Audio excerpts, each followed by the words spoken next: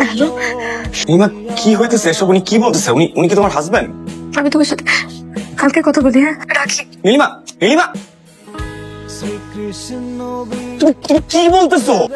কি বলতেছো এগুলো? উনি কি সত্যি তোমার হাজবেন্ড? হ্যাঁ উনি সত্যি আমার হাজবেন্ড। মানে কি? আমি কিছুই বুঝতে পারতেছি না। আমি তোমাকে আমার জীবনের সব কথা বলি নাই রামিম, কিছু জিনিস গোপন করেছি। আমি ম্যারিড, কলেজে থাকতেই আমি সাইদের প্রেমে পড়ি। রামিম সেদিন আমি আমার জন্য তোমার কাছে টাকা চাইনি, আমি টাকা চেয়েছিলাম সাইদের জন্য।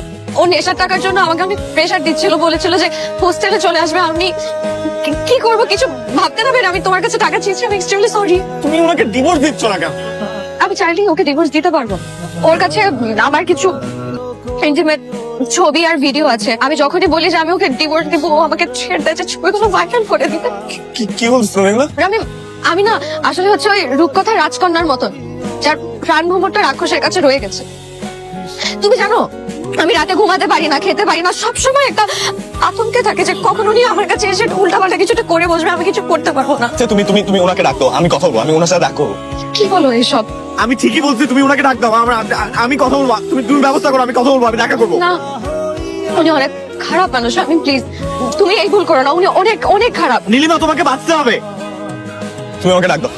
আপনি আমার বউর বয়ফ্রেন্ড, কি করতে পারি বলেন? আপনি নীলিমাকে এত কষ্ট দিচ্ছেন?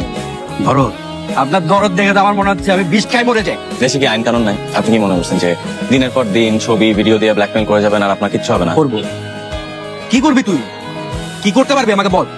নীলিমা আপনার নামে কেস করো। নীলিমা আমার নামে কেস করবে? নীলিমার এত সাহস নাই তো। আমি জানি নীলিমার এত সাহস নাই, দ্যাটস ট্রু, বাট আমার তো আছে। এতদিন নীলিমা একা ছিল, এখন ওর সাথে আমি আছি। আর আমার চাচা ডিআইজি। আপনার নামে হুমকি, নারী নির্যাতন, পর্নোগ্রাফি আইনে কেস হবে। সোজা জেলে যাবেন, জামিন হবে না। তারপর দেখে আপনি কি করতেন।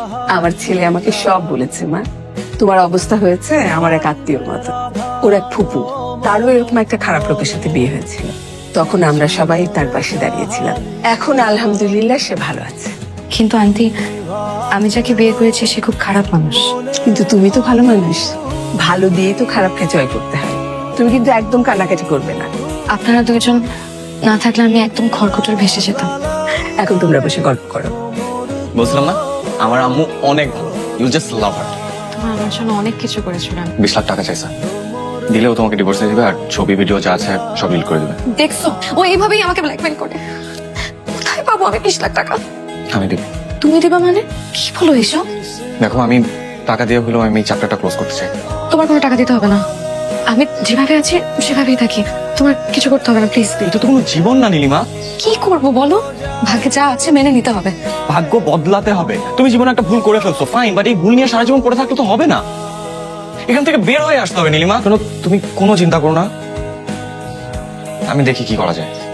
তুমি আমার জন্য এত কিছু কেন করছো রামিন? বিকজ আমি সারা জীবন তোমার হাতের মাছের ঝোল লাউ চিংড়ি খেয়েছি।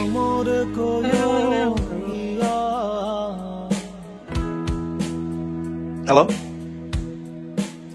রাম সাহেব, দেখেন তো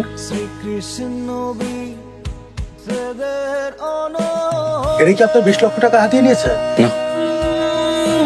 হ্যাঁ, একটু ভালো করে দেখুন। না, আমি চিনি না। আমি যাই, আমার অফিসে যাচ্ছি। রামিম কেন মিথ্যা বললো না? কেন আমাদেরকে ধরিয়ে দিলে না? তোমার ভালোবাসাটা মিথ্যা হলো নীলিমা, আমার ভালোবাসাটা সত্যি। তোমাকে একটা অনুরোধ করবো, হ্যাঁ?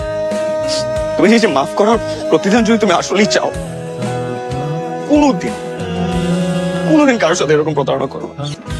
ভালোবাসার নাম করে কারো মন ভেঙো না।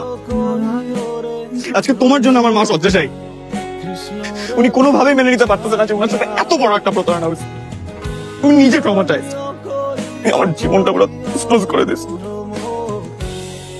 আমাকে একদম শেষ করে দিস। এর থেকে মেরে ফেলতা, তাও এটার থেকে বেটার হতো। এসব বলে তোমাকে কি লাভ? প্রেম একবারই আসছিল জীবনে, তোমাকে একটু সত্যি কথা বলবো, নামটা কি আসলে?